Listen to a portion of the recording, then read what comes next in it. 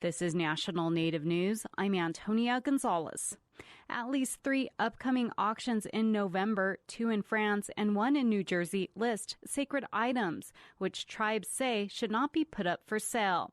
From KJZZ's Fronteras desk, Laurel Morales reports. Hopi and other tribal leaders say the commercialization of cultural heritage violates tribal laws.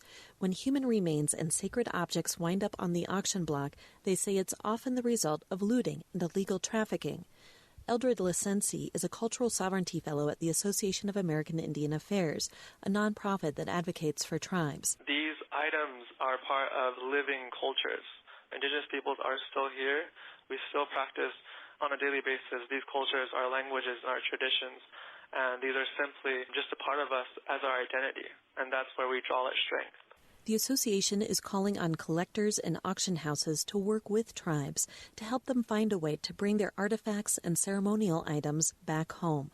For National Native News, I'm Laurel Morales in Flagstaff. The Cherokee Nation, one of the defendants in an Indian child welfare case along with the federal government, believes the recent court ruling poses a threat to sovereignty after a federal judge in Texas ruled the Indian Child Welfare Act is unconstitutional. The decades-old law aims to keep Native children with Native families.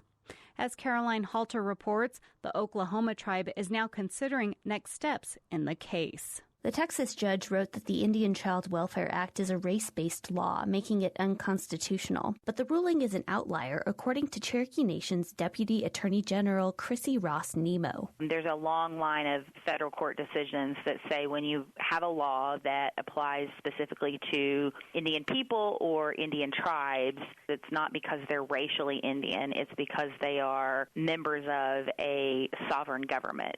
Cherokee Nation plans to appeal the ruling, but a loss could send the case to the Supreme Court, and Nemo fears the consequences could be far-reaching. This calls into question other areas of Indian law outside of the Indian Child Welfare Act. Even if the case doesn't go to the Supreme Court, Nemo says losing the appeal could strengthen race-based arguments against Indian law in lower courts. For National Native News, I'm Caroline Halter. The Cherokee Nation is among tribes which have long fought to keep protections under the Indian Child Welfare Act. The law was highlighted in the case known as Baby Veronica, in a custody battle between a Cherokee Nation citizen, the biological father, and an adoptive South Carolina couple. The Cherokee Nation fought to keep the child with the father, but she was eventually handed over to the couple. Tribes advocates and Native organizations closely followed that case, raising concerns about impacts in Indian country.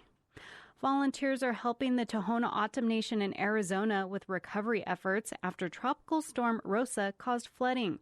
According to the tribe's Emergency Management Department, cleanup efforts for homes impacted by the storm are continuing this week. Officials have also been watching a dam, which volunteers have assisted with by filling and placing sandbags in the area.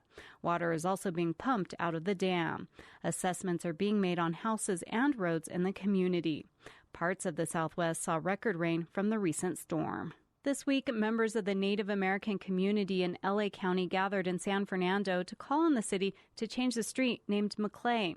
Native people say the man it's named after, California State Senator Charles Maclay, committed atrocities against Native people in the 1800s. The Los Angeles Daily News reports local tribal members would like it replaced with the name of tribal leader Rogero Rocha. City leaders say they're open to discussions about changing the name as Native people plan to take it to the city council. I'm Antonia Gonzalez.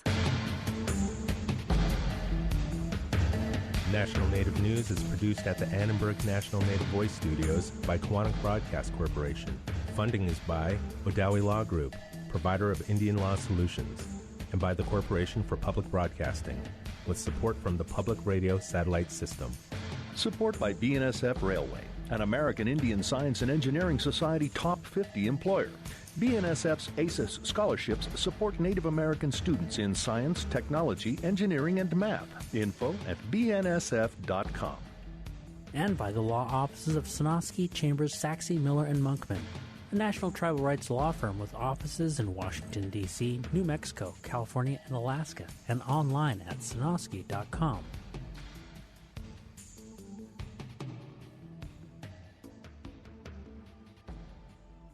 Native Voice One, the Native American Radio Network.